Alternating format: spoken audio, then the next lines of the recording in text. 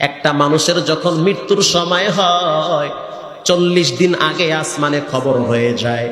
পাতার উপরে ব্যক্তির নাম মাহমুদুল হাসান, বাবার নাম হাফেজ মহিউদ্দিন, মায়ের নাম নাসিমা, বাড়ি কোথায় ইউসুফপুর কুয়াকাটার পাশাপাশি। মুসলমান গো, যেই দিন মৃত্যুর সময় হবে ওই পাতাটা শুকাইয়া আজরাইলের সামনে পড়ে যাবে। এর ৪০ দিন আগেই পুরা আসমানে খবর হবে আসতেছে আল্লাহর বান্দা। ঠিক তোমার নামটাও তো ওই পাতার উপরে লেখা আছে।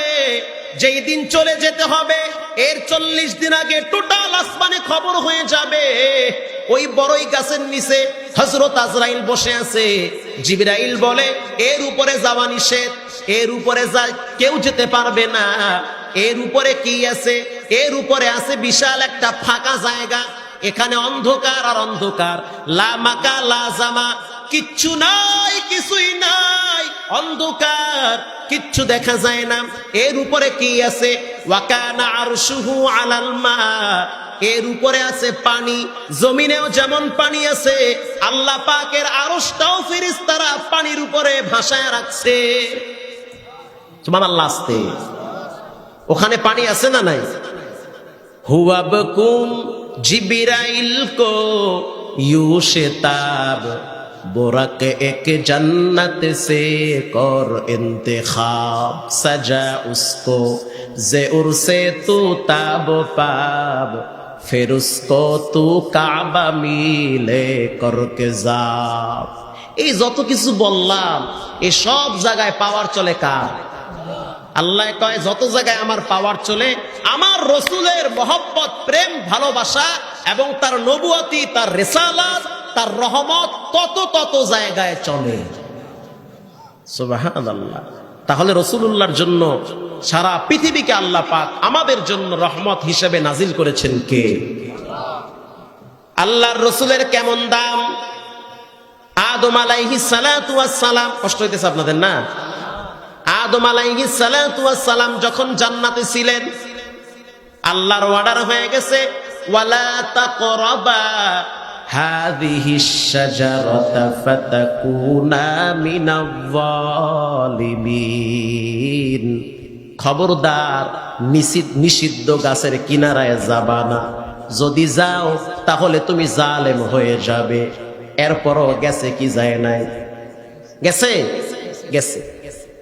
যাওয়ার পর তিনি গন্ধম খাইছে, খাওয়ার সাথে সাথে জান্নাতি পোশাক খোলা শুরু হয়ে গেছে। এরপরে লম্বা ঘটনা, আল্লাহ পাক দুনিয়ায় পাঠায় দিলেন। ৩৫০ বছর পর্যন্ত কাঁদছে। কত বছর? ৩৫০ বছর। চোখের পানি ছেড়ে বলছে, আল্লাহ, আমি একজন আপনার প্রিয় পয়গম্বর, এরকম একটা আপনার হুকুমের খেলাফ কাজ হয়ে গেছে, আমারে মাফ করে দেন। কানতে কানতে কানতে কানতে অস্থির হয়ে গেছে। কয়দিন কানছেন? জীবনের আমল নামা তালাশ করলে দেখবেন গুনাহ ছাড়া আর ভালো কাজই খুঁজে পাওয়া যায় না।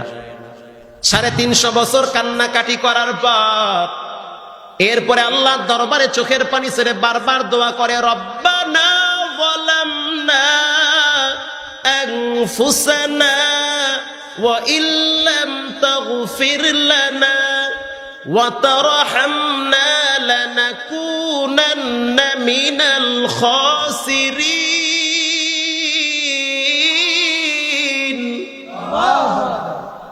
আল্লাহু আকবার কইতে কইতে স্ট্রোক করে মইরা যান, তাও ভালো। হ্যাঁ, ভালো না খারাপ? এখন মরার সময় যদি হঠাৎ আল্লাহু আকবার মুখ দিয়ে বাইরে, এটা কি ভালো জিনিস না খারাপ জিনিস? আর মরার সময় যদি মুখ দিয়ে বাইরে, ওই আমার বড় বলদ গরুটা কুম্বের রে, তাহলে কি ভালো না খারাপ? খারাপ। যার ভিতরে যা থাকে ধাক্কা মারলে হেইটাই বাইরে। এই বয়ান আজকে করবার চাইছিলাম না, তাও ভাই কই গেলাই। সাতক্ষীরা মানুষ কবি কি কয়ে গেল না গেল, গেছে কয়ে গুয়াগাড়া টান টান মেরে ভাগছে। শোনেন, যা কিছু বললাম আমি কি কোরআনের বাইরে কিছু বলতেছি? ভিতর থেকেই তো বলতেছি। আমি যদি ৪-৫ ঘন্টা বয়ান করি, আলহামদুলিল্লাহ আমি নিজেও কোরআনের হাফেজ। খালি আয়াত পড়বো, বলতে থাকবো, একটা লোক উঠবে না। আর জায়গায় ওই বিড়ি খাওয়ার অভ্যাস, জোতা মোতা থইয়া দৌড় মারবে। কথা কান না কার? যেই পাত্রে যাই থাকে কাইত করলে তাই পরে। আচ্ছা আপনারা বলেন, একটু বলেন, এটার ভিতরে কি আছে? এখন ঢাললে কি কফি বের হবে না ভাই? কি বের হবে? না, গরম লিকের চা বের হবে, পানি বের হবে। এটার ভিতরে কি আছে? ঠান্ডা হয়ে গেছে চা। চা এখন কাজ করলে কি গরুর দুধ বের হবে? কি বের হবে? যাই বের হবে। শোনেন ভাই, তো ভিতরে যা থাকে কাজ করলে তাই করে। রসুলও বলেন, যার ভিতরে যেটা থাকে মৃত্যুর সময় ওটাই বের হয়। রাস্তায় হাঁটার সময় অনেক ছেলে পেলে দেখবেন মোবাইল টিপতে টিপতে হাঁটে, দেখছেন নি আপনারা? পাবজি গেম খেলায়, রাস্তায় আড়ে আড়ে হুমরম করে, ওরে বাবারে ঠেলাটা কি। তো খাম্বার লাগে বাড়ি খায়। খাম্বার লাগে কি খায়? খাম্বার লাগে এমন জোরে বাড়ি খাইছে, খাওয়ার পরে চিটায় পড়ছে। এখন মুখ দিয়ে বাইরে হয়ে গেছে, ওরে বাবারে বাবা কি যে ব্যথাটা পাইছি, বাবারে বাবা, ও মা, মাজা ধইরা গেছে। কথা কান না কা বলে কি বলে না বলে। এখন যদি সে ঢাকা ইউনিভার্সিটিতে পড়ে, ক্যামব্রিজে পড়ে, ভিকারুন্নেসায় পড়ে, খুব শিক্ষিত মানুষ, গ্রামে আসছে, হ্যাঁ, গ্রামে আসার পরে সে তার চিন্তা করতেছে আমি একটু ক্ষেতের ভিতরে হাঁটি। হাঁটে না অনেক সময়, একটু শরীরটাকে টাইট করার জন্য হাঁটে। আইল ছিলেন তো, আইলে হাঁটতে গিয়ে অনেক সময় কিন্তু জুতা স্লিপ কেটে পইরা যায়, পরে কি পরে না? শিক্ষিত মানুষ, ভদ্র মানুষ, হাঁটতে গিয়ে স্লিপ কেটে পইরা গেছে। এখন পরার পরে তো খুব ব্যথা পাইছে, এমন ব্যথা পাইছে, এখন মুখ দিয়ে বাইরে গেছে, ও মাই গড আমি ব্যথা পেয়েছি, ও মাই গড, ও মাই গড আমি ব্যথা পাইছি। তা দুই ধরনের কথা কিন্তু হয়ে গেল। আর একজন মাদ্রাসার ছাত্র বাইতে খায়, মাদ্রাসা আয়া পড়ে, আইতে আছে আর যাইতে আছে, বাটি নিয়ে খাবার নিয়ে যাইতে আছে, কিছু দূর যাওয়ার পরে স্লিপ কেটে পইরা গেছে। এখন ওর মুখ থেকে বের হয়ে গেছে ইন্না লিল্লাহ। কথা ঠিক না? এখন এই তিন শ্রেণীর মানুষের কথা কি এক না? কেউ কয় ওরে বাবা খুব ব্যথা পাইছি, আর একজনে কয় ও মাই গড আমি ব্যথা পেয়েছি, আর একজনে বলে ইন্না লিল্লাহ। তো ঠিক তেমনি ভাবে যাদের কলিজার ভিতরে আল্লাহ এবং নবীর নাম থাকবে, মরার সময় ধাক্কায়া যাইতে ধরে কালেমা পড়ান লাগবে না, অটোমেটিক জান বের হওয়ার আগেই কালেমা বের হয়ে যাবে। কথা ঠিক না বে? ঠিক, কালেমা বের হয়ে যাবে। কোরআনের ভিতরে আল্লাহ পাক দুইটা সূরা দুইজনের নামে নাজিল করেছেন। যেমন সূরার নাম সূরা ইখলাস, এটাকে বলা হয় শানে ইলাহি। আল্লাহ পাক তার নিজের নামে একটা সূরা নাজিল করছে, সূরাটার নাম সূরা ইখলাস। কার নামে? আল্লাহর নামে। মক্কার বেঈমানেরা প্রশ্ন করে, ও মুহাম্মদ জানতে চাই আল্লাহর ছেলে মেয়ে কয়জন, কে আল্লাহরে জন্ম দিছে? আল্লাহ পাক সূরা ইখলাস নাজিল করে জানায় দিলেন, কুল হুয়াল্লাহু আহাদ। আপনি জানায় দেন আল্লাহ একক অদ্বিতীয়, আল্লাহুস সামাদ। দুনিয়ার সব মানুষ একজনের কাছে ঠেকা, তিনি হলেন কে? সবাই ঠেকা, কিন্তু আল্লাহ কারো কাছে ঠেকা নয়, দুনিয়ার সবাই আল্লাহর কাছে ঠেকা। লাম ইয়ালিদ ওয়া লাম ইউলাদ, আল্লাহ কাউকে জন্ম দেয় নাই, আল্লাহ কেউ জন্ম দিছে। এটা আল্লাহর নিজের সূরা। ওয়ালাম ইয়াকুল লাহু কুফুয়ান আহাদ, আল্লাহর সমকক্ষ পৃথিবীতে কেউ নাই। এই সূরাটার এত দাম, এত মর্যাদা, কেউ যদি 3 বার পাঠ করে রাসূল বলেন 30 পারা কোরআনের সওয়াব লিখে দেওয়া হয়। 30 পারা কোরআনের সওয়াব 3 বার সূরা ইখলাস পড়ে। রাসূলের একজন সাহাবী নাম হলো মুআবিয়া ইবনে মুআবিয়া। কে সেই মুআবিয়া ইবনে মুআবিয়া? এক এলাকার ইমাম হিসেবে রাসূলুল্লাহ তাকে পাঠিয়েছেন এক এলাকার ইমাম হিসেবে। মুসল্লিরা আয়া বিচার দেয়, হুজুর খালি কুল হু আল্লাহ ছাড়া কি আর কিছু পারে না? হ্যাঁ, খালি রাকাতে কুল হু আল্লাহ পড়ে। ইমাম সাহেব দিয়েছেন খালি কুল হু আল্লাহ ছাড়া মানে কিছু পারে না। রাসূলুল্লাহ ওই সাহাবীকে ডাকলেন, ও সাহাবী, তুমি কি সূরা ইখলাস ছাড়া আর কিছু জানো না? হুজুর জানি, তা পড়ো না কেন? আমি জানি না, নামাজে যখন দাঁড়াই খালি ঘুরে ফিরে আমার জিহ্বায় কুল হু আল্লাহ বাইরে, এটা পড়তে খুব ভালো লাগে হুজুর। এই কথা বলতে না বলতে হযরত জিবরাইল এসে হাজির হয়ে গেছে। ও নবী আমার, আপনি এই গরিব সাহাবীর কিছু বইলেন না? এই সাহাবিটা কুল হু আল্লাহ সূরারে বড় ভালোবাসে, কারণ এই সূরার ভিতরে আল্লাহর পরিচয় আছে। আর যেহেতু আল্লাহর নিজের সূরা, নিজের পরিচয় দিয়ে বানাইছে, এজন্য আল্লাহ নিজেই তারে ভালোবাসে। এক যুদ্ধের ময়দানে যাওয়ার সময় এই সাহাবী ইন্তেকাল করেছিল। ইন্তেকালের পরে রাসূলুল্লাহ দেখতে আছে 50,000 ফেরেশতারা আসমান থেকে জমিনে অবতরণ করেছে। সব তাফসীরের কিতাবে আছে, সূরা ইখলাসের প্রত্যেকটা তাফসীরের কিতাবে আছে 50,000 ফেরেশতারা অবতরণ করেছে দুনিয়ার জমিনে। রাসূলুল্লাহ প্রশ্ন করলেন, জিবরাইল এত ফেরেশতা কেন? জিবরাইল বলতে আছে, আল্লাহ পাক এই ব্যক্তির জান কবজের পরে এই রূহটাকে ইস্তেকবালের জন্য, স্বাগতম জানাইবার জন্য এত ফেরেশতা পাঠায় দিয়েছে। সূরা ইখলাস পড়বেন তো ইনশাআল্লাহ, পড়েন, এটা আল্লাহর সূরা। 2 নম্বরে হলো সূরা কাউসার, ইন্না আ'তাইনাকাল কাউসার। সূরার নাম কি? কাউসার। কারো মেয়ের বিবাহ হচ্ছে না, তাবিজ নিয়ে যান আমার কাছ থেকে। তাবিজ তো না, আপনার ট্রিটমেন্ট নিয়ে যান, চিকিৎসা নিয়ে যান, পরীক্ষিত এটা। আমি মুগদা জুমা পড়াই ঢাকার মতিঝিলের পাশে, একের ভুমাইরে উড়াইয়া দেওয়ার মোল্লা না আমি, যেখানে মোটামুটি 5-7 হাজার মুসল্লি হয়, শয়তালা মসজিদ, একেবারে হাই কোয়ালিটির মুসল্লি, ওর দিকে আয় পুলিশ, খালি গ্রাম খোঁজে, কি কয় হুজুর একটু হুঙ্গে লই, কথা বোঝেন তো, খালি হুঙ্গে খালি আইয়া। তো সূরা কাউসার এত পাওয়ারফুল সূরা।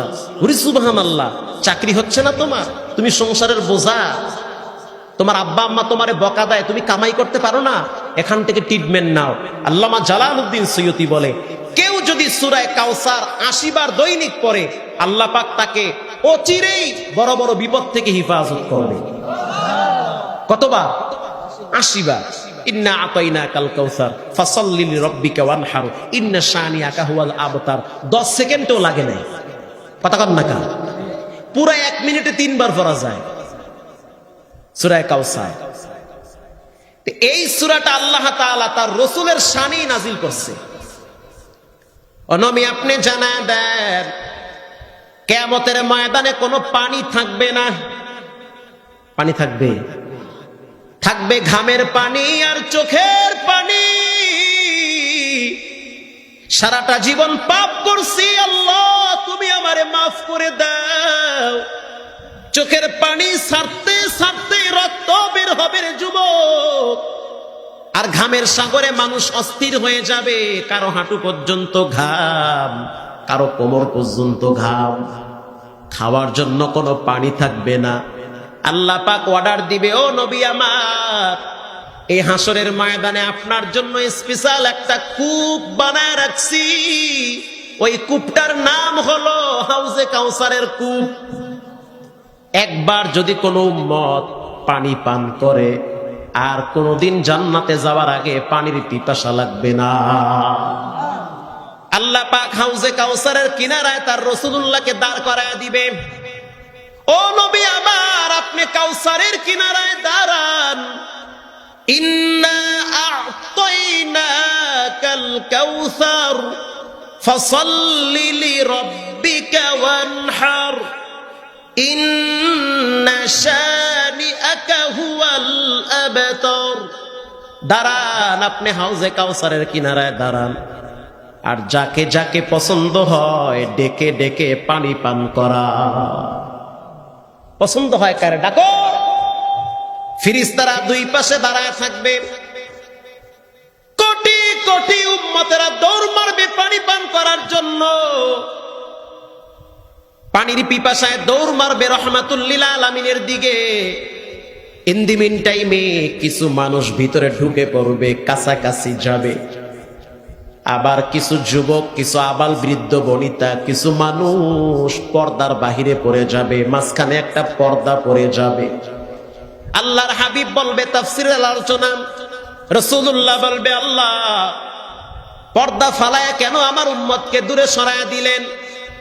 তখন আল্লাহ পাক বলবে, ও নবী আমার, আপনি দুনিয়া থেকে চলে যাওয়ার পরে এরা বিদআত চালু করেছে, আপনার নাম নিয়ে ঢোল বাজায়। আছে না? নাই। আপনার নাম নিয়ে নিয়ে রাত্রিবেলা বাউল শিল্পী নিয়ে মাইয়ার পোলা একসাথে ঢোল বাজায়। আছে? ও নবী আমার, আপনার সুন্নাহগুলা পালন করে নাই। তখন আল্লাহর হাবিবের চেহারা কালা হয়ে যাবে আর বলবে সোহকান সোহকান লিমান গাইয়ারা, দূর হও দূর হও, তোমাদের কপালে পানি জুটবে না। আমি যদি এরকম বয়ান করতেই থাকি ফজর হয়ে যাবে, আমি কোন দিক দিয়ে শুরু করবো শেষ করবো কিন্তু তাল পাইতেছি না। মূল কথা হলো রাসূলুল্লাহর সুন্নাহ পালন করতে হবে কি হবে না? হাদিস শরীফে আল্লাহর রাসূল বলেন, মান তামাসসাকা বিসুন্নতি ইনদা ফাসাদি উম্মতি ফালাহু আজরু মিআতি শাহীদ। শেষ জমানায় কেউ যদি নবীর একটা সুন্নাত তাজা রাখে রে, রাসূল বলেন কিয়ামতের ময়দানে 100 গলা কাটা শহীদের মর্যাদা নিয়ে দাঁড়ায় যাবে। এটা মুখ দিয়ে বাইরে এলো না, সুবহানাল্লাহ নাই। শহীদরা আল্লাহর দ্বীনের জন্য অনেক প্রতিকূলতাকে উপেক্ষা করে দ্বীনের পতাকা উড্ডীন করেছিল। অনেক বাধা আসছে, অনেক কষ্ট সহ্য করেছে, অনেক কথা শুনতে হয়েছে। রাসূল বলেন ফিতনার জমানায়, কিসের জমানা?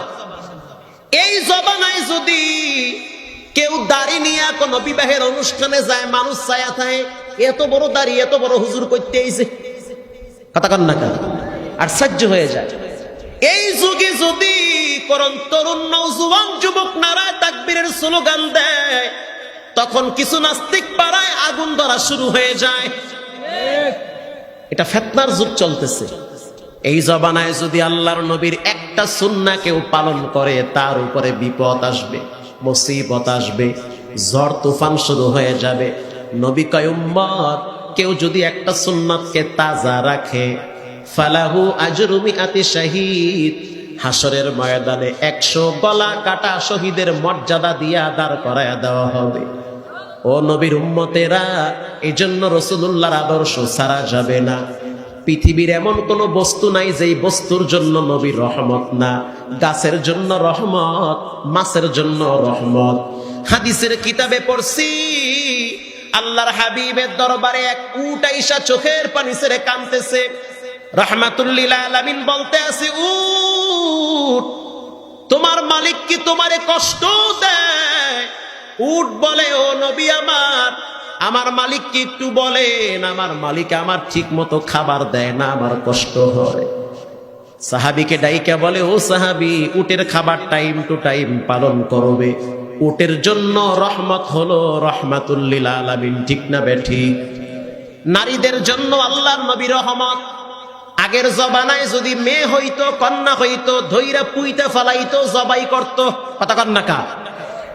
নবীর একজন সাহাবী নাম হলো দাহিয়াতুল কলবি।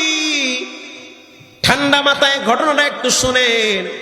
দাহিয়াতুল কলবি নামের একজন সাহাবী যেই দিন কালেমা পড়ে মুসলমান হবে, তার আগের দিন আসরের নামাজের পর হযরত জিবরাইল এসে বলে, নবী আমার, মক্কার একজন প্রভাবশালী ব্যক্তি, দাপটে ব্যক্তি, পাওয়ারফুল একজন ব্যক্তি, ক্ষমতাসীন একজন ব্যক্তি, একজন সফল ব্যবসায়ী, চতুর্মুখী তার প্রতিভা আছে, আগামীকাল আপনার হাতে হাত রেখে কালেমা পড়ে মুসলমান হবে। রাসূল বড় খুশি।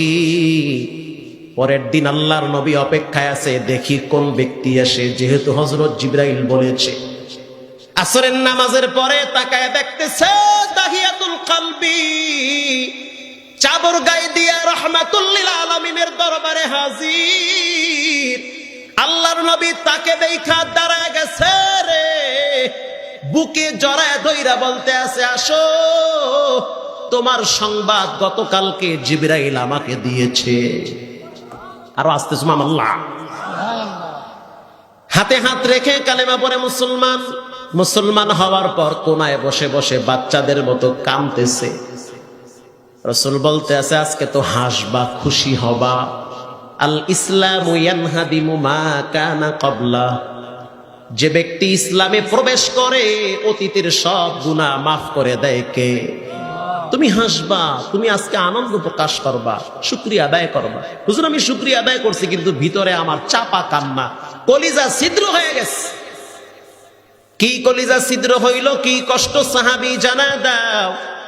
বলে, হুজুর, আমার জীবনে একটা মারাত্মক দুর্ঘটনা ঘটছে রে। কি দুর্ঘটনা? বলে, আজ থেকে কয়েক বছর আগে আমার স্ত্রী গর্ভবতী হয়েছিল। আমি আমার স্ত্রীকে রেখে চলে গেলাম ব্যবসার উদ্দেশ্যে শামের দিকে। কথা কি বোঝা যায়? শামের উদ্দেশ্যে আমি রওনা হয়ে গেছি। অনেকদিন পর যখন আমি আবার রিটার্ন চলে আসছি আমার এলাকায়, আমি শুনতে পাইলাম আমার স্ত্রীর একটা বাচ্চা হয়েছে, কিন্তু ছেলে হইল না মেয়ে হইল আমি জানি না। আমার এটা জানা ছিল না। আমার স্ত্রী আমার বাড়িতে আসছে, কিন্তু বাচ্চা নিয়ে আসে নাই, বাচ্চা নানি বাড়িতে রাখছে, কারণ বাচ্চাটা ছিল মেয়ে। কিন্তু এত সুন্দর বাচ্চারে নবী, এত সুন্দর চেহারা। আমার স্ত্রী চিন্তা করলো কয়েক বছর যেহেতু হয়ে গেছে, এখন মেয়েকে যদি বাবায় দেখে হয়তো একটু মায়া লাগবে, আঘাত করবে না, কষ্ট দিবে না মেয়েকে। একদিন আমার স্ত্রী আমার মেয়েটাকে, তার নাম হলো জামিলা, এত সুন্দরী, এত সুন্দর করে আল্লাহ তারে বানাইছে রে হুজুর, এজন্য নাম রাখছে জামিলা। জামিলুন শব্দের অর্থ সুন্দর, সুন্দরী। আমার স্ত্রীর হাত ধইরা ধইরা আমার বাড়িতে আসছে।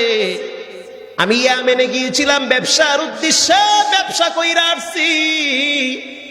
আসার পর আমি আমার স্ত্রীর পাশে ছোট্ট একটা বাচ্চা মেয়েকে দেখলাম।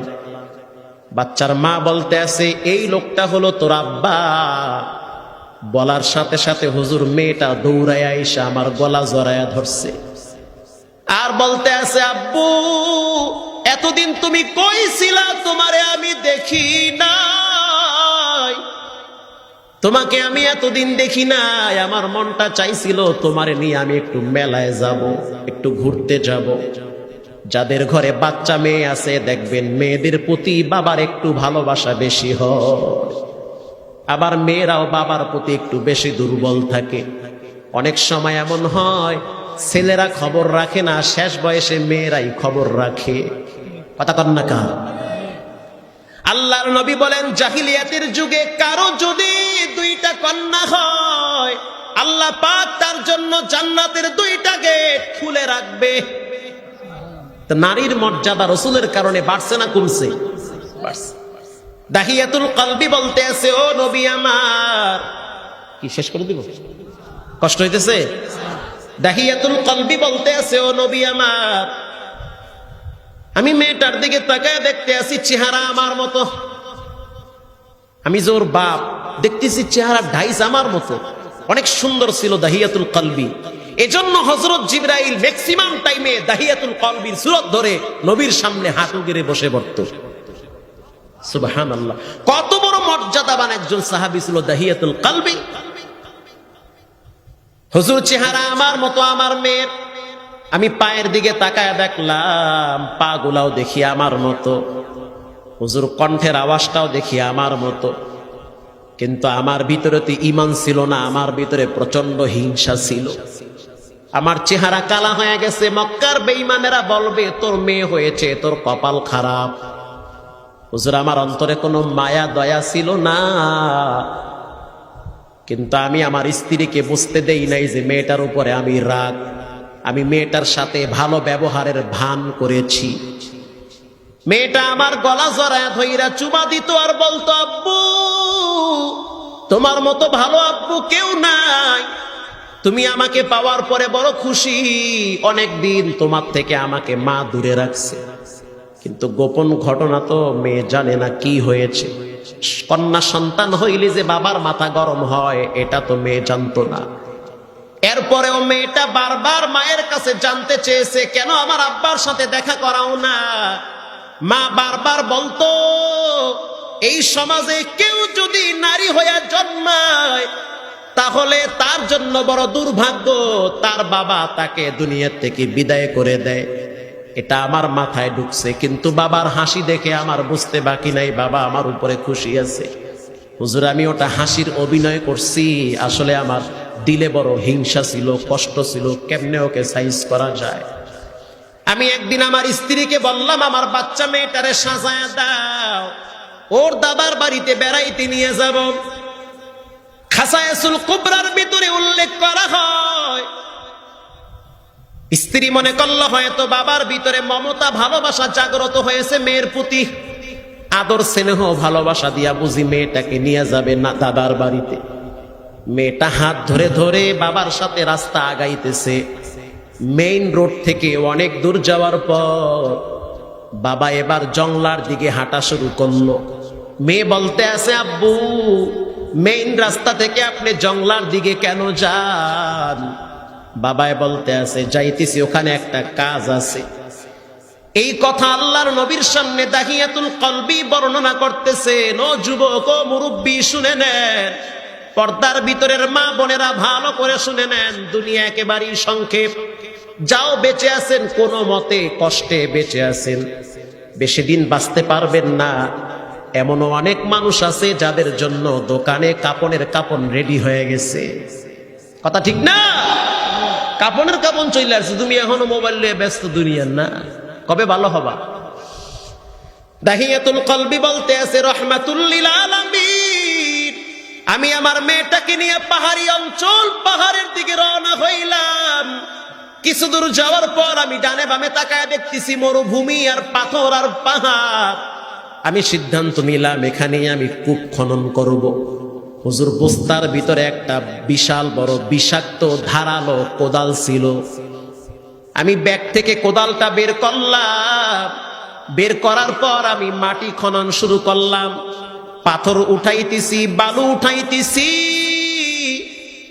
মেয়েটা বলতে আছে, আব্বু কি হইছে? তুমি নিজের হাত দিয়া কোদাল দিয়া মাটি খনন করতেছো, কি সমস্যা? কেন তুমি এই কাজটা করতেছো?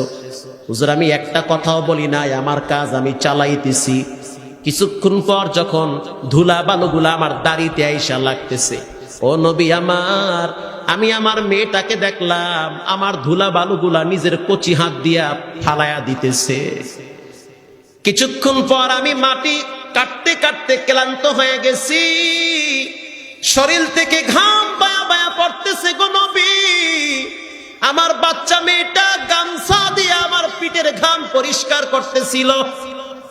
নিজের হাত দিয়া আমার বাচ্চা মেয়েটা ঘাম পরিষ্কার করে। হুজুরের পরও আমার দিলটা নরম হয় নাই, আমার ভিতরে মায়া জাগ্রত হয় নাই। কূপটা যখন গভীর খনন করলাম, আমি আমার মেয়েটাকে বলতেছি, দেখ তাকায়া কত সুন্দর কূপ বানাইছি। যখন আমার মেয়েটা কূপের দিকে তাকাইলো, হুজুর, আমি এমন জোরে ধাক্কা মারছি,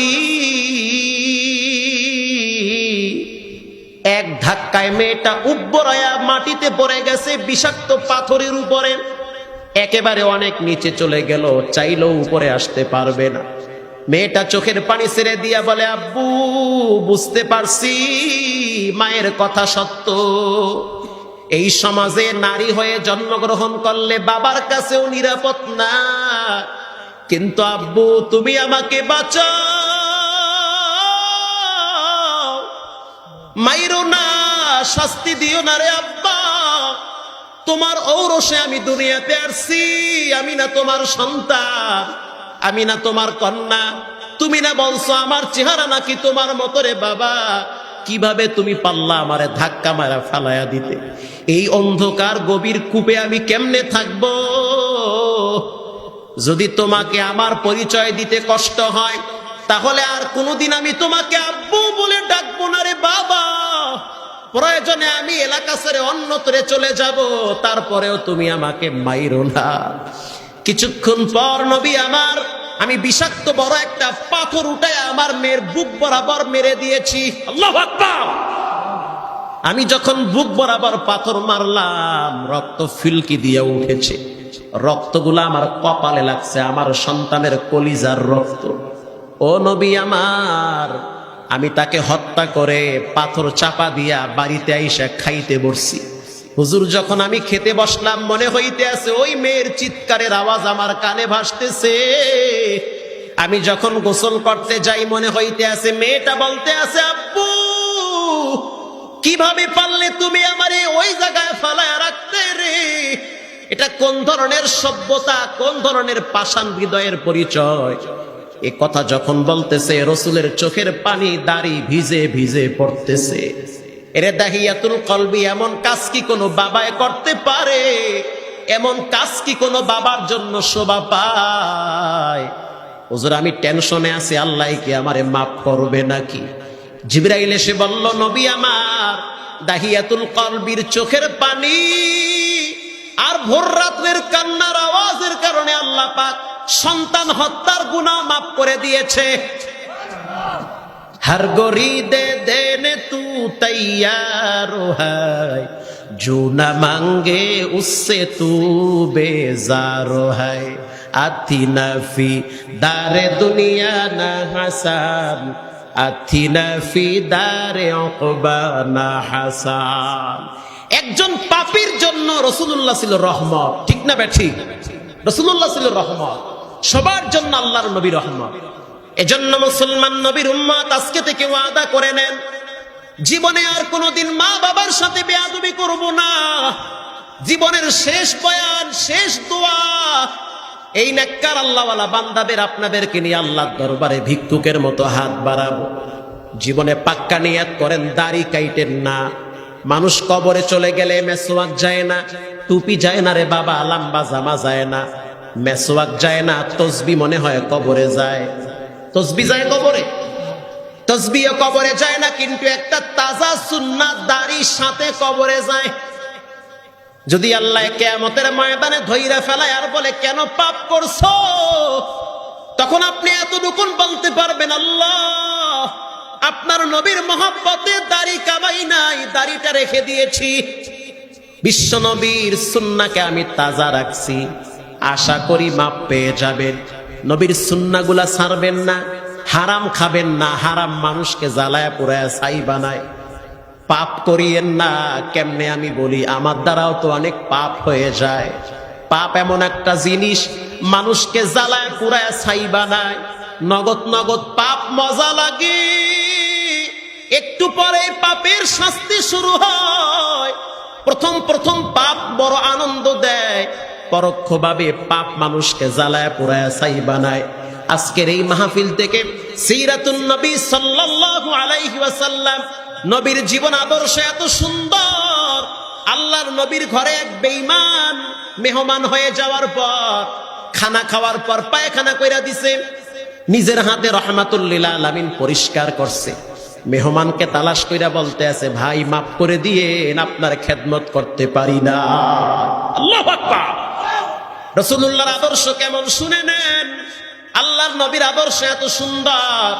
মা আয়েশা রাদিয়াল্লাহু তাআলা আনহা বলেন, লানা শামসুন ওয়ালিল আলাকে শামসুন ওয়া শামসি খায়রুম মিন শামসিস সামা ফাইন্নাশ শামসা তাতলুউ বা'দা ফাজরিন। দুনিয়ার একটা সূর্য আছে না নাই? আছে। মা আয়েশা রাদিয়াল্লাহু তাআলা আনহা বলেন, দুনিয়ার একটা সূর্য আছে রে, আমি আয়েশারও একটা সূর্য আছে। আয়েশা রাদিয়াল্লাহু তাআলা আনহা বলেন, আমি আয়েশারও একটা সূর্য আছে। লানা শামসুন ওয়ালিল আফাকে শামসুন ওয়া শামসি খায়রুম মিন শামসিস সামা। দুনিয়ার সূর্য সকালবেলা উদিত হয়, আমি আয়েশার সূর্য রাত্রিবেলা উদিত হয়। ফাইন্নাশ শামসা তাতলুউ বা'দা ফাজরিন ওয়া শামসু তাতলুউ বা'দাল ইশা। দুনিয়ার সূর্য সকালবেলা পশ্চিম থেকে উদিত হয়। পশ্চিম না পূর্ব? দুনিয়ার সূর্য সকালবেলা উদিত হয়। মা আয়েশা বলে, আমার সূর্য হলো মুহাম্মাদুর রাসূলুল্লাহ। ইশারের নামাজের পরে তিনি উদিত হয়। ও নবীর উম্মত, কেমন নবী পাইলাম, তার আদর্শ কোথায় আর তোমার আমার আদর্শ কোথায়? নবী মিথ্যা বলতো না, হারাম খাইতো না, মানুষের উপর জুলুম করতো না, কারো আইল ঠগাইতো মনে হয়, কারো আইল ঠগায় খাইতো না, মা বাবার সাথে বেয়াদবি করতো না, স্ত্রীদের হক আদায় করত, সন্তানের হক আদায় করত, সমাজ ব্যবস্থা ইসলাম মোতাবেক চালাইতো। তোমার আমার আদর্শ কোথায়? আজকে থেকে পাক্কা নিয়ত করে নেই, জীবনে নামাজ ছাড়বো না, হারাম খাবো না, মা বাবার সাথে বেয়াদবি করব না, 5 ওয়াক্ত নামাজ জামাতের সহিত পড়ব। দিলটা যদি নরম থাকে, জীবনের শেষ তওবা মনে করে 2টা হাত তুলে আল্লাহকে দেখাও, নারায়ে তাকবীর। আয় আল্লাহ, আপনি হাতগুলা জীবনে একবার বাইতুল্লাহ কবুল করেন, নবীজির রওজার সামনে দাঁড়ায়া সালাম দেওয়ার তৌফিক দেন, বলেন আমিন। রঙ্গে তাকুয়া রঙ্গে সিদ্দিকু রঙ্গে দিন তাবদুবা কি বুয়াদ বরাবেদি।